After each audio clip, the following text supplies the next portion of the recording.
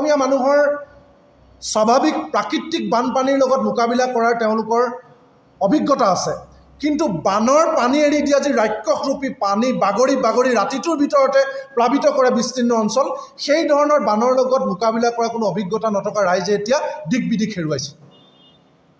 যে সাংঘাতিক ধৰণে পশু খাদ্যৰ নাটনি হৈছে, শিশু খাদ্যৰ নাটনি হৈছে, চিকিৎসাৰ অভাৱ ঘটিছে, খোৱা পানীৰ অভাৱ ঘটিছে, সাংঘাতিক ধৰণে অভাৱৰ মাজত এই বৰ্ণাঢ্য ৰাইজে আমি খবৰ ল'বলৈ যাওঁতে, মাত লগাবলৈ যাওঁতে কান্দি কান্দি তেওঁলোকে আমাক কৈছে।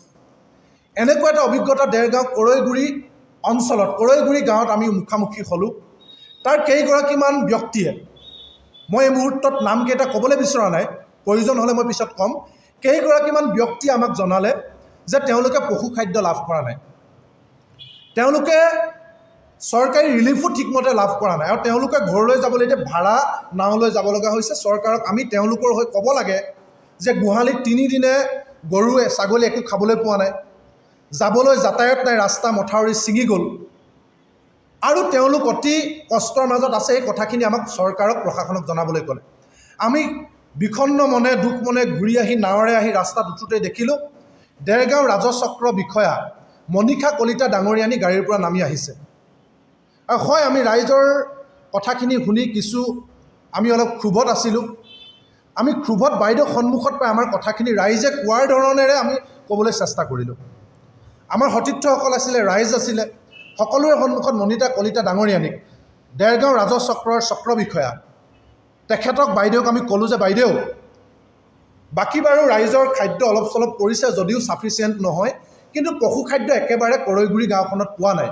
মই সেই 4টা পৰিয়ালৰ নাম মেনশ্যন কৰি ক'লোঁ যে পোৱা নাই, আপুনি অলপ ব্যৱস্থা কৰক।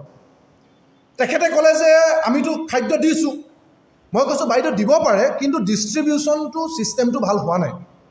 যদি ক'ৰবাত নি ষ্টক কৰি থোৱা আছে তেতিয়াহ'লে আপুনি কিয় ৰাইজৰ ওচৰত পোৱাগৈ নাই ক'লোঁ। মই জেগাকেইটাৰ নাম ক'লোঁ। আমি আশা কৰিছিলোঁ যে বাইদেৱে তাৎক্ষণিকভাৱে আমাৰ পৰা জেগাকেইটাৰ নাম ল'ব, মানুহ কেইগৰাকীৰ নাম লিখিব, আৰু তেওঁ বিভাগীয় কৰ্তৃপক্ষ গাঁওবুঢ়াক বা সকলোকে জনাব আৰু এই ক্ষেত্ৰত ব্যৱস্থা ল'ব, কাৰণ দুৰ্গত ৰাইজৰে আহ্বান আছিলে।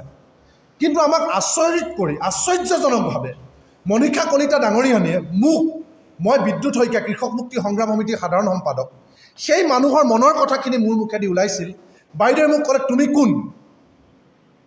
মনীষা কলিতা ডাঙৰীয়ানী মোক ক'লে তুমি কোন? তুমি ইয়াত এদিন আহি ক'বলৈ কোন? মই ক'লোঁ বাইদেউ, মই বিদ্যুৎ শইকীয়া, কৃষক মুক্তিৰ সাধাৰণ সম্পাদক, মোৰ ঘৰো ইয়াত। আপোনালোকে জানে যে দেৰগাঁও, নৱগঠিত দেৰগাঁও সমষ্টিৰ এটা পঞ্চায়তত মোৰ জন্ম ঘৰখন পৰিছে। গতিকে মই ক'লোঁ মই ইয়াৰে মানুহ, আৰু মই আপোনাক ৰাইজৰ কথাখিনি ক'লোঁ। কিন্তু তেওঁ মোলৈ উদ্যাত্ত হৈ এক প্ৰকাৰ চোঁচা মাৰি আহিলে।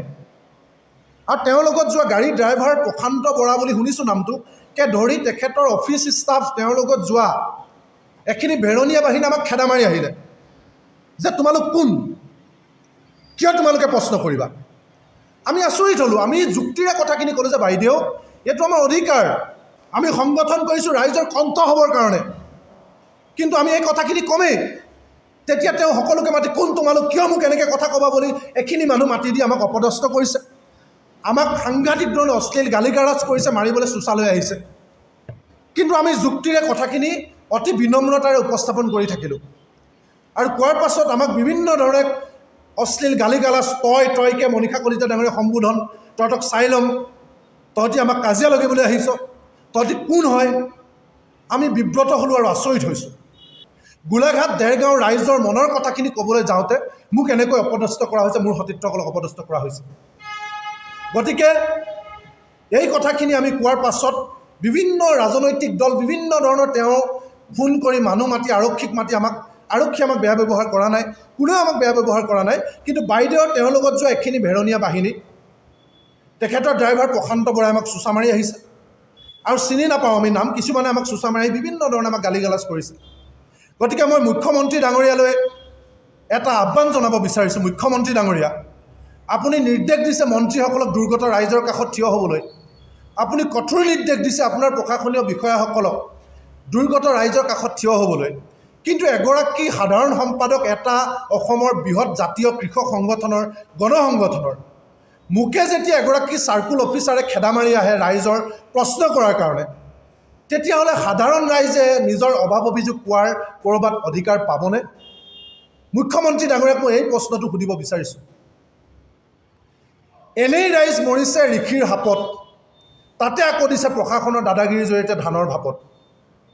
এনেই ৰাইজে মথাউৰি নিৰ্মাণ ভাল নোহোৱাৰ কাৰণে, চৰকাৰে বানমুক্ত গুৱাহাটীৰ কাৰণে কাৰ্যত বিশেষ একো গুৰুত্বপূৰ্ণ পদক্ষেপ নোলোৱাৰ কাৰণে, বান পৰিস্থিতিৰ সৈতে মোকাবিলা হ'বৰ কাৰণে দুৰ্যোগ ব্যৱস্থা বিভাগৰ যি তৎপৰতা বা প্ৰস্তুতি থাকিব লাগিছে, সেই প্ৰস্তুতি কাৰ্যত নোহোৱাৰ কাৰণে ৰাইজে যি বিব্ৰত অৱস্থাত পৰিছে, বিনিদ্ৰ ৰজনী কটাব লগা হৈছে, খাবলৈ পোৱা নাই, শুবলৈ পোৱা নাই।